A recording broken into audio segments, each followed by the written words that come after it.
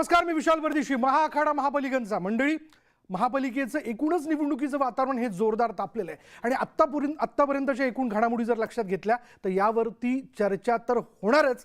मतदार हे सगळं बघताय आणि याविषयी जाणून घेणं फार महत्त्वाचं आहे. याच विषयी बोलण्याकरता शिवसेनेचे राष्ट्रीय सरचिटणीस राहुल शेवाळे आपल्याबरोबर आहे. आपलं खूप खूप स्वागत. नमस्कार मंडळी, मला प्रामुख्याने आपल्याला सगळ्यांना सांगायचं आहे की बंडोबांना थंडोबा करून ते थेट आपल्या स्टुडिओत आलेत. पहिला प्रश्न तोच घेऊयात. अनेक बंडखोर होते ज्यांचं फार मोठं आव्हान होतं आपल्यासमोर. या बंडोबांना नेमकं आपण कसं थंड केलं, काय केलं नेमकं? नाही, गेले 2 दिवस माननीय उपमुख्यमंत्री आणि पक्षाचे मुख्य नेते एकनाथ शिंदे साहेब सर्व जे बंडखोर उमेदवार होते त्यांच्याशी स्वतः चर्चा करत होते.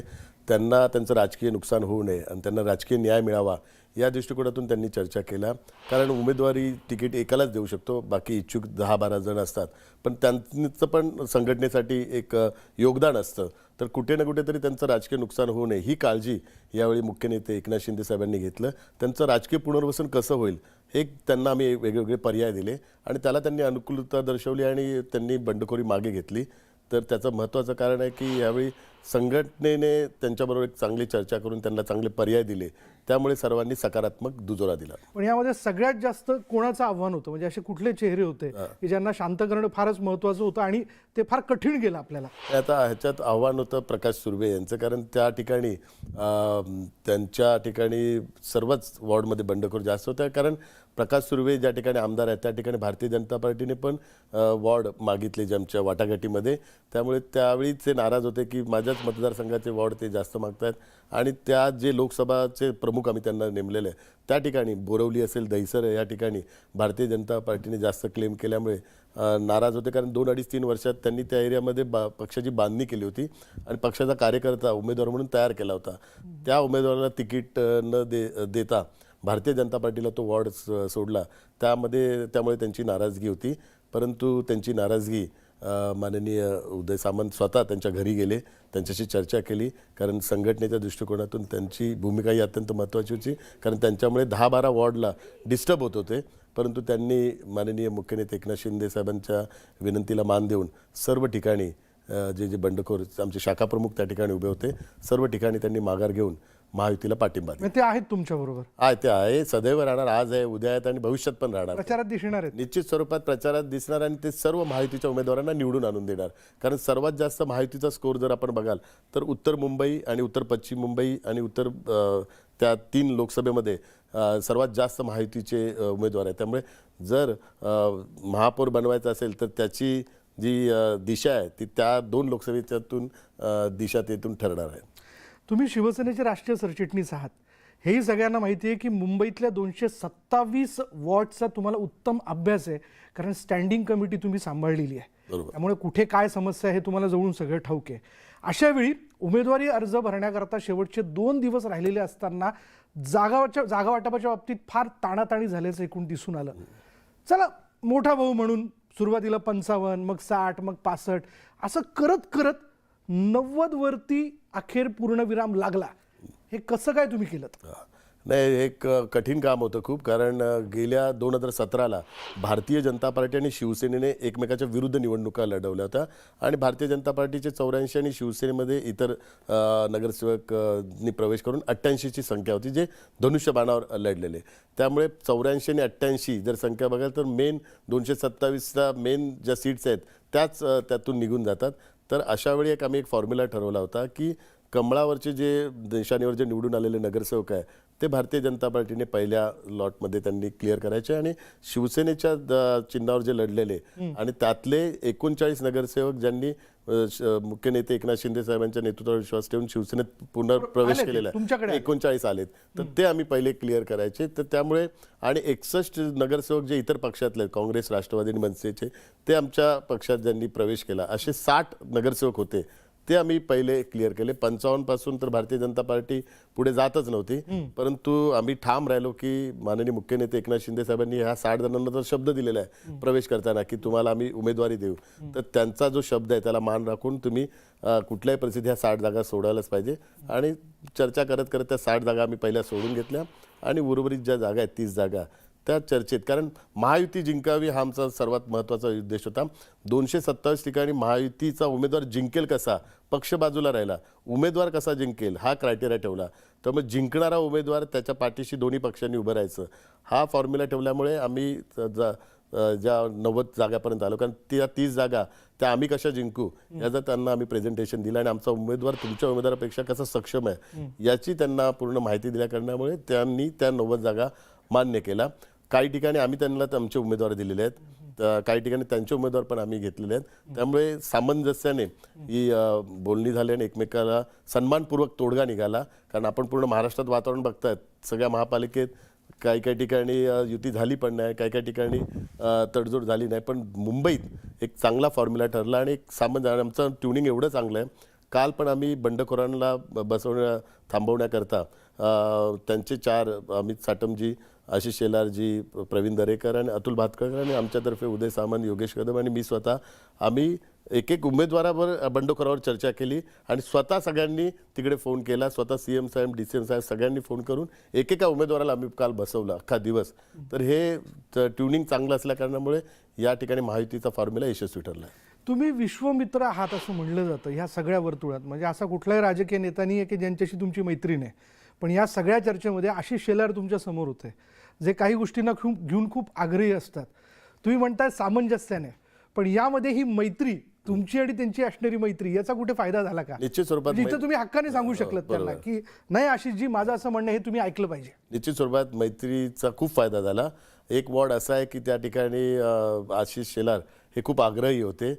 169 वॉर्ड होता, त्या ठिकाणी भारतीय जनता पार्टीला पाहिजे होता, पण मंगेश कुडाळकर हे आमचे त्या ठिकाणी आमदार आहेत. तर त्या ठिकाणी मैत्री शेवटी कामी आली आणि त्या 169 वॉर्ड तो आम्हाला शिवसेनेला तुम्ही मिळाला. हक्काने सांगितलं की बाबा तुम्ही इथं शांत कारण राहा. मंगेश कुडाळकर स्थानिक आमदार आहे म्हणून आणि त्यांचा कॅन्डिडेट पण त्यांचा स्वतःचाच मला वाटतं परिवारातला एक कॅन्डिडेट होता, तरी त्यांनी त्या ठिकाणी ती भूमिका निभावली. बरं, जाहीरनामा प्रसिद्ध होतोय. मी जसं या अगोदर म्हणालो की तुम्हाला 227 वॉर्ड आणि तिथली एकूण रचना काय झालं पाहिजे हे तुम्हाला माहिती आहे. कोस्टल रोडच्या बाबतीतही तुमची महत्त्वाची भूमिका राहिली, ज्याचा मुंबईकरांना खूप चांगला फायदा होतोय. मुंबईचा रोडमॅप आणि त्याचा विकास या दृष्टीने कशा पद्धतीने महत्त्वाचे मुद्दे जाहीरनाम्यात असणार आहेत? जाहीरनाम्यात आम्ही मुंबई ही देशाची आर्थिक राजधानी आहे आणि आपण बघाल आज देश ही 4थी आर्थिक महासत्ता बनत आहेत आणि आपल्याला 3ऱ्या क्रमांकावर जायचं आहे. माननीय मोदीजींचं एक स्वप्न आहे 2047 पर्यंत विकसित भारत करायचं आहे. त्या विकसित भारतमध्ये विकसित मुंबईचा खूप अत्यंत महत्त्वाचा रोल असणार आहे.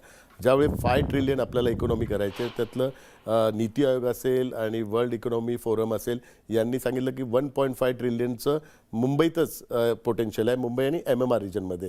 त्यामुळे मुंबईची भूमिका भारताला आर्थिक महासत्ता बनवताना खूप अत्यंत महत्त्वाची आहे. तर ती कशी होईल? मुंबईचं इन्फ्रास्ट्रक्चर इम्प्रूव्ह केल्यानंतर. तर मुंबईचा ऑलरेडी आम्ही डेव्हलपमेंट प्लॅन 2034 अगोदरच पब्लिश केलेला आहे. तो 2034 डेव्हलपमेंट प्लॅन इम्प्लिमेंट करायचा हा आमचा एक टार्गेट असणार आहे आणि त्याकरता कोस्टल रोड असेल, अटल सेतू असेल, STP असेल, मेट्रो असतील आणि इतर ज्या प्रलंबित राहिलेली जी कामं आहेत ती डेव्हलपमेंट प्लॅनमध्ये जे आम्ही ऑलरेडी पब्लिश केलेली आहे तो येणाऱ्या कालावधीत पूर्ण करण्याचा आमचा काय असं आहे. कारण डेव्हलपमेंट प्लॅन इम्प्लिमेंट करायचा असेल तर यापूर्वीच सांगितलं की 14 लाख कोटी डेव्हलपमेंट प्लॅन इम्प्लिमेंट करायला लागणार आहे आणि मुंबई म्युनिसिपल कॉर्पोरेशन हे एवढी अमाऊंट कधीच जनरेट करू शकत नाही, कारण एवढा रेव्हेन्यू येतच नाही. महापालिकेचं डेव्हलपमेंट DP जे डिपार्टमेंट आहे त्या डिपार्टमेंटतर्फे फक्त 5,000 कोटीच वर्षाला मिळत असतात. तर केंद्र सरकार आणि राज्य सरकारच्या मदतीने ही इंटरनॅशनल अम्युनिटी, इंटरनॅशनल फॅसिलिटीची आणि इंटरनॅशनल इन्फ्रास्ट्रक्चरची सिटी बनवायची, त्याकरता आमचा तो प्रोजेक्ट असेल. फिनटेक सिटीचं तुम्हाला माहीतच असेल. तर ह्या सर्व गोष्टी येणाऱ्या कालावधीत आम्ही पूर्ण करणार आहोत आणि मराठी करता पण एक नवीन आम्ही आमचा विभाग करण्याचा विचार आहे आणि तो आम्ही 3 सदस्य कमिटी अपॉइंट करणार आहे. 3 सदस्य कमिटी मुंबईतला मराठी टक्का वाढवण्याकरता आणि मुंबई बाहेर गेलेला मराठी माणूस आहे त्याला पुन्हा एकदा मुंबईत आणण्याकरता एक रिपोर्ट बनवणार आहे. तो रिपोर्ट राज्य सरकारला देऊन राज्य सरकारतर्फे मुंबई महानगरपालिकेचा एक विभाग बनवून त्याला एक स्पेशल बजेट देणार. त्याच्यात गृहनिर्माण धोरण असेल. गृहनिर्माण धोरणमध्ये कित्येक वेळा मराठी माणसाला फ्लॅट देण्याचं नाकारण्यात येतं. तर ह्या सर्व गोष्टी नवीन DCR मध्ये आम्ही इन्क्लूड करणार या आहे. सगळ्या गोष्टींचा या विचार सगळ्या करण्यात आला गोष्टी इन्क्लूड करणार आणि माननीय हिंदू हृदय सम्राट शिवसेना प्रमुख बाळासाहेब ठाकरे यांचा जन्मशताब्दी वर्ष आहे 23 जानेवारीपासून. या जन्मशताब्दी वर्षाचा 5 वर्षाचा एक प्रोग्राम मराठी माणसासाठी आम्ही डिक्लेअर करणार आहे. ज्या 5 वर्षाच्या प्रोग्राममध्ये मुंबईतला मराठी टक्का वाढवणार, मुंबईतला मराठी माणसाला आर्थिक सक्षम करणार आणि मुंबईतला ज्या मराठी महिला असेल त्यांच्याकरता पण विशेष योजना आणि मराठी भाषेकरता आणि मराठी भाषेच्या संवर्धनाकरता हा 5 वर्षाचा एक प्लॅन आम्ही बाळासाहेबांच्या जन्मशताब्दी वर्षानिमित्त डिक्लेअर करून त्याची इम्प्लिमेंटेशन करणार आहोत. मराठी माणसाची एक खंत आहे, मुंबईत घर नाही आहे, त्याला बाहेर जावं लागलं उपनगरात, ठाणे, मग तो अगदी थेट बदलापूर अंबरनाथपर्यंत जाऊन पोहोचलेला आहे. जरा तुम्ही हा जो एक मुद्दा मांडला की त्याचा टक्का वाढवण्यासाठी म्हणून आम्ही काम करू, हे जरा उलगडून सांगा ना की नेमकं काय केलं जाईल. याच्यात आम्ही ऑलरेडी UD डिपार्टमेंट आणि हाऊसिंग डिपार्टमेंट हे माननीय एकनाथ शिंदे साहेबांकडे असल्या कारणामुळे यापूर्वीच म्हाडा आणि ज्या ठिकाणी मराठी माणूस राहतो आणि त्यांचे रिडेव्हलपमेंटचे प्रश्न गेले कित्येक वर्ष प्रलंबित आहे याचे धोरणात्मक निर्णय आम्ही घेतलेले आहे. उदाहरणार्थ पगडी सिस्टीमचं जे घर बरोबर. त्या ठिकाणी जे टेनंट आहे त्यांना रिडेव्हलपमेंटच्या बाबतीत त्यांना अधिकार राहत नाही आणि त्यांना घर पण मिळत नाही. जो पगडी मालक आहे तो त्याचा अधिकार वापरून त्यांना बाहेर काढतो. तर आता संपूर्णतः अधिकार त्यांना मिळून त्यांना रिडेव्हलपमेंटमध्ये घर देण्याचा एक धोरणात्मक निर्णय झालेला आहे. 388 म्हाडा वसाहत ज्या परळ, लालबाग, शिवडी या ठिकाणी कित्येक वर्षापासून रिडेव्हलपमेंट प्रलंबित होता त्यांचा पण निर्णय घेऊन त्यांना रिडेव्हलपमेंटचे पूर्ण अधिकार दिलेले आहे. SRA प्रोजेक्ट जे रखडलेले आहे रमाबाई आंबेडकर नगरमध्ये आपल्याला माहिती आहे मोठ्या 17 प्रमाणात वर्ष रखडलेला प्रोजेक्ट आणि 17,000 ते 20,000 झोपडपट्टी होते आणि जो डेव्हलपर होता तो मातोश्रीचा एकदम क्लोज होता, कारण मी त्याला पर्सनली ओळखतो. तो मातोश्रीचा म्हणजे परिवारातला सदस्य होता. त्याने 17 वर्ष रखडलेला प्रोजेक्ट तो आता माननीय मुख्यमंत्री एकनाथ शिंदे साहेबांनी चालू करून 160 कोटी 2 वर्षाचं भाडं आपण त्या ठिकाणी दिलेलं आहे आणि MMRD तर्फे करून शिर्के आता तिथे कन्स्ट्रक्शन करून भूमिपूजन पण त्या ठिकाणी झालं. तर मुंबईत जेवढे रखडलेले प्रोजेक्ट आहेत ते MMRD, MSRDC, MIDC हे जे प्राधिकरण आहेत जे राज्य सरकारचे ते आता त्या ठिकाणी पैसे गुंतवणार, रिडेव्हलपमेंटचे रिहॅबचा कॉम्पोनंट आहे ते पूर्ण करून देणार आणि लोकांची घरं येणाऱ्या 5 वर्षात कंप्लीट करून देणार. साधारण 50 लाख घरं बनवण्याचा हा टार्गेट येणाऱ्या 5 वर्षाचा आहे. त्यामुळे रिडेव्हलपमेंट हा मुंबईचा अत्यंत महत्त्वाचा विषय आहे. धारावी रिडेव्हलपमेंट चालू आहे, BDD चालचं रिडेव्हलपमेंट चालू आहे, रेफ्युजी कॉलनी आहे त्याचं रिडेव्हलपमेंट चालू आहे. त्यामुळे रिडेव्हलपमेंटचे सगळे सॉल्ट पॅन्टच्या लँडवरचा पण रिडेव्हलपमेंटचा इश्यू आपण सॉल्व्ह करतोय. रेल्वेच्या जागेवरच्या ज्या झोपड्या होत्या त्यांचं पुनर्वसन, BPTच्या जागेच्या केंद्र सरकारच्या जेवढ्या जागांच्या झोपड्या होतात त्याचा कित्येक वर्ष रखडलेला तो पण आता पुनर्वसन करतो. फनेल झोन आपल्याला माहिती आहे की एअरपोर्टच्या बाजूच्या फनेल झोनमुळे त्यांचं डेव्हलपमेंट होत नाही, तर त्यांना एक्स्ट्रा TDR देऊन त्यांचं पण डेव्हलपमेंट त्या ठिकाणी आपण करत आहोत. त्यामुळे रिडेव्हलपमेंटच्या बाबतीत गेले 17-20 वर्ष न झालेलं काम हे येणाऱ्या गेल्या 1-2 वर्षात पॉलिसीच्या माध्यमातून झालं आणि येणाऱ्या 2-3 वर्षात ते पूर्ण होऊन जाईल. काही वेळापूर्वीच अमित ठाकरे आणि आदित्य ठाकरे यांनी त्यांचा जाहीरनामा पुढे आणलेला आहे आणि आवाज करून सांगितलं की मराठी माणूस आमच्या बरोबरच. काय त्या जाहीरनाम्याकडे तुम्ही कसं बघता?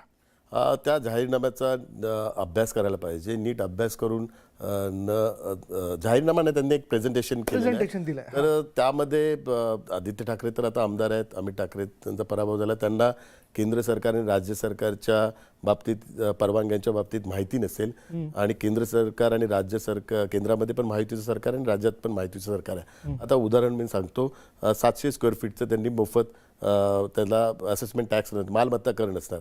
700 कर मालमत्ता कर जर माफी करायचा असेल तर त्याचा अधिकार आहे राज्य सरकारचा. UD डिपार्टमेंट तर्फे तो विधिमंडळात मांडावा लागतो आणि विधिमंडळाची त्याला मंजुरी घ्यावी लागते. विधिमंडळात 20 आमदारांनी त्याला मंजुरी मिळणार नाही. मेडिकल कॉलेज हे केंद्र सरकार त्याला परवानगी देते. महानगरपालिकेची जबाबदारी आहे प्रायमरी हेल्थ केअर सिस्टीमची. महानगरपालिका मेडिकल कॉलेजची परवानगी नाही महानगरपालिका, त्यांना राज्य सरकारतर्फे केंद्र सरकारला जर प्रस्ताव गेला तर ते होऊ शकतं. इतर BSTच्या संदर्भात BST आज आर्थिक तोट्यात आहे. BSTला फायनान्स करत आहेत मुंबई महानगरपालिकेच्या मेन बजेटमधून. BSTचा बजेट तर लॉसमध्ये. मुंबई महानगरपालिकेच्या बजेटमध्ये पैसे जर BSTला द्यायचे असेल तर UD डिपार्टमेंटची परवानगी लागते. UD डिपार्टमेंट आहे राज्य सरकारकडे. त्यामुळे त्यांनी जे जे घोषित केलेले आहे ते राज्य सरकार आणि केंद्र सरकारचे आहे. त्या ठिकाणी सत्ताच नाही तर कसं काय करू शकतात? केवळ 20 आमदार आणि 7-8 खासदारांवर पार्लमेंटला पण प्रस्ताव मंजूर करू शकत नाही आणि विधिमंडळात पण प्रस्ताव मंजूर करू शकत. त्यामुळे ज्या गोष्टी होऊच शकत नाहीत त्या गोष्टी त्यांनी दिलेल्या आहेत. तर त्यांनी पहिले केंद्रात आणि राज्यात सत्ता आल्यानंतर ह्या गोष्टीचा उल्लेख करायला पाहिजे. तर ज्या न अभ्यास करता हे प्रेझेंटेशन देत आहे त्यांनी एक कॉलममध्ये प्रेझेंटेशनमध्ये दाखवलं पाहिजे की हे कसं आम्ही करणार ते त्यांनी दाखवलं पाहिजे. कारण सत्ताच जिथे नाही आहे आणि लोक आज महायुतीच्या पाठीशी काय की लोकांना माहिती आहे की केंद्रात आणि राज्यात सत्ता आहे तरच मुंबई महानगरपालिकेची कामं होऊ शकतात. म्हणजे अभ्यासपूर्वक नाहीच अभ्यास. हे 4 उदाहरणं मी तुम्हाला दिली. अजून त्यांच्या प्रेझेंटेशनमध्ये सगळी उदाहरणं मी देईल की जे केंद्र सरकार आणि राज्य सरकारच्या परवानगीशिवाय होऊ शकत नाही. आणि मुंबई महानगरपालिका ही UD डिपार्टमेंटच्या अंडर आहे. UD डिपार्टमेंट एकनाथ शिंदे साहेबांच्या नेतृत्वाखाली आहे. त्यामुळे परवानगी त्यांना एकनाथ शिंदे साहेबांची घ्यावी लागेल या सर्व गोष्टी करायच्या असतात. कल्याण डोंबिवलीत एक जादू होताना दिसते ज्याच्याबद्दल मतदारांमध्ये मोठी चर्चा आहे. महायुतीचे जास्तीत जास्त नगरसेवक म्हणजे इव्हन तुमचे देखील ते बिनविरोध निवडून येत आहेत. असं काय नेमकं केलं जातंय की ते बिनविरोध निवडून येत आहेत? नाही, याचं एकमेव कारण जसं मी उल्लेख केला की लोकांना माहिती आहे की महायुतीची सत्ता ही महापालिकेत येणं अत्यंत महत्त्वाचं आहे. कारण केंद्रात महायुतीची सत्ता आहे, राज्यात पण महायुतीची सत्ता आहे. त्यामुळे लोक एक महायुतीच्या पाठीशी उभे राहत आहेत. आणि विशेष म्हणजे त्या ठिकाणी माननीय मुख्य नेते एकनाथ शिंदे साहेबांच्या अधिपत्याखाली पूर्ण ठाणे जिल्हा यापूर्वीपासून आहे आणि त्यांच्यामुळेच तिथे यश मिळतं आहे. आमचे डॉक्टर श्रीकांत शिंदे जे शिवसेनेचे गटनेते आहेत आमचे लोकसभेचे, त्यांच्या नेतृत्वावर पण विश्वास ठेवून लोक येत आहेत. त्यामुळे पहिल्यांदाच आपण बघाल हे बिनविरोध जे होत आहेत ते ह्याच करता होत आहेत की लोकांना विकास हवा आहे. लोकांना हे ज्या राजकारण चाललं आहे त्या राजकारणावर त्यांना लोकांचा विश्वास नाही. लोकांना विकास हवा आहे, डेव्हलपमेंट हवं आणि ते महायुतीच करू शकते. हे याकरताच लोक बिनविरोध नगरसेवक आता महायुतीचे. विरोधक आरोप करतायत की आमिष दाखवलं जातंय, घोडेबाजार रंगतोय. नाही, असं काही नाही. आम्ही तर जे कोणी उमेदवार आहे ते काही एवढे बालिश नाही आहेत. ते त्या डेव्हलपमेंटच्या बाबतीत धोरणात्मक निर्णयाच्या बाबतीतच पाठिंबा देत आहेत. या सगळ्या आपला पराभव दिसून असल्या कारणामुळे कारणं हे शोधत आहेत. आणि महापालिकेतला पण पराभव त्यांना यापूर्वीच दिसत आहे. त्यामुळे महापालिकेतला पराभव जर झाला तर काय कारण असावं याचा आत्ताच त्यापासून त्यांचा उल्लेख चालू आहे. भावनेचं राजकारण करण्याचे दिवस गेले की एक भावनिक काहीतरी साथ घातली, मग ते मराठी माणूस असेल, सध्याची परिस्थिती असेल, जो काम करणार त्याच्या पाठीमागे मतदार जाणार. बरोबर. दोन्ही ठाकरे बंधू एकत्र आलेत. मराठी माणसाचा मुद्दा पुन्हा एकदा पुढे रेटला जातोय. मुंबई ही महाराष्ट्रापासून तोडल्या जाईल असे आरोप देखील केले जातात किंवा तसं म्हटलं जात आहे. कसं बघता आपण याकडे? किती मोठं आव्हान आहे? मुंबई महानगरपालिकेची निवडणूक आली तर हे 2-3 वाक्य फिक्स ठरलेले असतात. मुंबई महाराष्ट्रापासून तोडण्याचा डाव आहे आणि लोक आता हे ऐकून ऐकून थकलेले आहेत आणि लोकांना या सर्व गोष्टींवर विश्वास नाही. दुसरं भावनेचं काय, ही भावकीची निवडणूक नाही आहे आणि ही गावकीची पण निवडणूक नाही. ही मुंबईच्या विकासाची निवडणूक आहे. मुंबईच्या परिवाराला सुखी ठेवण्याची आणि मुंबईकरांची निवडणूक आहे. त्यामुळे ही निवडणूक मुंबईकरांनी हातात घेतलेली आहे. ती कुठल्या भावकी आणि गावकीला साथ देणार नाही आहे. आणि दुसरा आला मराठीचा मुद्दा. फक्त ठाकरेच मराठी आहेत काय? शेवाळे मराठी नाहीत काय? शिंदे मराठी नाहीत काय? फडणवीस मराठी नाहीत काय? शेलार मराठी नाहीत काय? कांबळे मराठी नाहीत? वाघमारे मराठी नाहीत? भोसले मराठी नाहीत? बाकी पण आहेत ना मराठी. तर ठाकरे म्हणजे मराठी असं नाही, मराठी आहेत. आणि ते इतर पक्षांमध्ये पण आहेत. शिवसेनेत सगळे आहेत, भारतीय जनता पार्टीत आहे. त्यामुळे मराठीचा मुद्दा घेऊन भावनिक आव्हान देऊन स्वतःच्या कुटुंबाला वाचवण्याकरता, स्वतःच्या परिवाराला वाचवण्याकरता आणि स्वतःच्या मुलांचं भविष्य उज्ज्वल करण्याकरता हा सगळा डाव चाललेला आहे. लोक याला थारा देणार नाही. आपण त्याचं जिवंत उदाहरण नगरपालिकेच्या निवडणुकीत बघितलं. नगरपालिकेत यांना त्यांची जागा दाखवलेली आहे लोकांनी आणि मराठी माणसांनी. चला, मुंबईत मराठी, तर मुंबईच्या बाहेर तर मराठी आहेत ना, अख्ख्या महाराष्ट्रात मराठी आहेत. एकाही ठिकाणी त्यांनी मराठी माणसांनी त्यांना साथ दिलेली नाही आहे. आणि लोकसभेत पण दिली नव्हती, विधानसभेत पण दिली नव्हती. विधानसभेत शिवसेनेच्या धनुष्यबाणावर निवडून आलेल्या उमेदवारांची टोटल काढली तर 43.7% हे उबाटापेक्षा जास्त मतदान शिवसेनेच्या उमेदवारांना झालं आहे. आणि उबाटाचे जे उमेदवार आहेत त्यातले 5 उमेदवार जिथे मुस्लिम भाऊबोलले आहेत त्या ठिकाणी ते निवडून आले. आणि 5 ठिकाणी शिवसेनेने आमच्या फाईटवर त्या ठिकाणी. आणि पण शिवसेनेचे जे उमेदवार आहेत ते डायरेक्ट उबाटाशी फाईट ज्या मराठी एरियात तिथून निवडून आलेले आहे. त्यामुळे केवळ मुस्लिम मतांचा फायदा घेऊन आज हे सगळं चाललेलं आहे. त्याला कोणी साथ देणार नाही. मुस्लिम लोकांना पण विकास हवा. कारण आज मुस्लिम लोकांना पण अटल सेतूचा फायदा होतो, मुस्लिम लोकांना पण कोसल रोडचा फायदा होतो, आपला दवानाचा फायदा होतो. त्यामुळे त्याला धार्मिक रंग न देता एक विकासाचा रंग द्यायला पाहिजे. आणि विकास कसा होईल आणि केंद्र सरकार आणि राज्य सरकारशिवाय विकास होऊच शकत नाही हे लोकांना आता माहिती आहे, म्हणून लोक महायुतीच्या पाठीशी उभे राहतील. म्हणजे मुंबईचा महापौर कोणाचा नेमका? मुंबईचा महापौर महायुतीचा असणार, मराठी असणार, वंदनीय हिंदू हृदय सम्राट शिवसेना प्रमुख बाळासाहेब ठाकरे यांच्या विचारांचा असणार. पण महायुतीतला कोणाचा? शिवसेनेचा की भाजपचा? नाही बघा, आता ह्या गोष्टी आमच्या दृष्टिकोनाने महत्त्वाचं नाही. आता आमच्या दृष्टीने 150पेक्षा जास्त जागा जिंकणं महत्त्वाचं आहे. दुसरं मी तुम्हाला उदाहरण दाखवतो. शिवसेनेचा ज्यावेळी महापौर झाला त्यावेळी शिवसेनेला कधीच 114 नगरसेवक निवडून आलेले नाहीत. शिवसेनेला 100च्या आतच शिवसेनेचे नगरसेवक निवडून आलेले आहेत. भारतीय जनता पार्टीच्या सपोर्टनेच शिवसेनेचा महापौर झालेला आहे. आणि गेल्या वेळी तर 84 त्यांचे होते, आमचे 88 किंवा 85 असेल. भारतीय जनता पार्टीने महापौर बनवण्याची पूर्ण तयारी केली होती. तरी माननीय मुख्यमंत्री त्यावेळेचे देवेंद्र फडणवीस साहेबांनी त्यांनी निर्णय घेतला की शिवसेनेचाच महापौर झाला पाहिजे, संख्याबळ त्यांचं असून सुद्धा.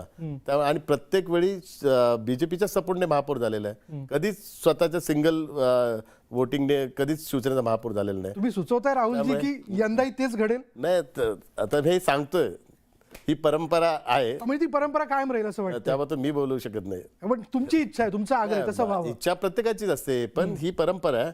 आणि त्या संदर्भात माननीय मुख्यमंत्री देवेंद्र फडणवीस साहेब हे आपल्याला माहिती आहे, म्हणजे मोठा भाऊ छोटा भाऊ ही भानगड न करता येत आहेत, संख्याबळ मिळते. छोटा भाऊ हे महत्वाचं नाही. आमच्या दृष्टिकोनातून महायुतीचा महापौर बसवणं हा अत्यंत महत्वाचा आहे. त्यामुळे एक परिवार म्हणून आम्ही सर्वजण काम करतो. आणि ह्या वेळची निवडणूक ही आमच्या दृष्टिकोनातून, कारण मुंबई आणि शिवसेनेचं नातं हे एक वेगळं नातं आहे, एक भावनिक नातं आहे, प्रतिष्ठेचं नातं आहे. आणि ती प्रतिष्ठा कशा करता आणि भावनिक नातं कसं आहे त्याचं उदाहरण म्हणजे आता 23 जानेवारीपासून जन्मशताब्दी वर्ष होणार आहे. त्यामुळे 23 जानेवारीला एक भावनिक निवडणूक आमच्या दृष्टिकोनातून असणार आहे. आणि प्रतिष्ठा असणार आहे की शिवसेना प्रमुख बाळासाहेब ठाकरे यांच्या जन्मशताब्दी वर्षात महायुतीचा भगवा त्या ठिकाणी फडकवायचं, त्यांचं स्वप्न पूर्ण करण्याचं, ही एक प्रतिष्ठा आमच्या दृष्टिकोनातून महत्वाची. पण गेल्या नगरपंचायत नगरपालिका निवडणुकांमध्ये तुमचा स्ट्राईक रेट खूप मोठा राहिला. म्हणजे सगळ्यात जास्त शिवसेनेचे नगरसेवक जे ते निवडून आलेले आहेत, म्हणजे नगराध्यक्ष भले भाजपचे असतील, पण या स्ट्राईक रेटची दावेदारी भविष्यातही तुमची कायम असणार आहे का? असणार. बघा, ही महायुतीत आहे. महायुतीत एकमेकाशी चर्चा करून एकमेकाचा सन्मानपूर्वकच त्यातून आम्ही मार्ग काढतो. आणि माननीय मुख्य नेते एकनाथ शिंदे साहेब आणि देवेंद्र फडणवीस साहेब हे दोघांमध्ये चांगला समन्वय आहे. महायुतीत कुठेही बाधा होणार नाही, कुठेही त्याच्यात विघ्न होणार नाही, या दृष्टिकोनातून कधीच प्रयत्न केले जात नाही. ती सामंजस्याने आम्ही तिथून मार्ग काढतो. पण यंदा घरात तुम्ही तिकीट दिलं नाही? नाही, यंदा घरात तिकीट द्यायचा अधिकार तुमचे होते. बरोबर आहे, पण मी स्वतः आता महासचिव सरचिटणीस झाल्या कारणामुळे मला ते योग्य वाटलं नाही की आपल्या पत्नीला त्या ठिकाणी उमेदवारी देणं, आणि तिनेही त्याकरता अनुकूलता दर्शवली. आणि म्हणून आम्ही कार्यकर्त्याला, शिवसैनिकाला त्या ठिकाणी उमेदवारी दिली. हीच भूमिका आमची होती. म्हणजे मुंबईचा किंग कोण? मुंबईचा किंग महायुती असणार आहे. महायुतीच असणार आहे. चला, आपल्याला खूप खूप शुभेच्छा. मोकळेपणाने आपण या सगळ्या घडामोडींवरती संवाद साधला. आपल्याला पुन्हा एकदा शुभेच्छा व्यक्त करत मंडळी, या संवादानंतर आज आपण इथेच थांबणार आहोत. पहा फक्त न्यूज 18 लोकमत.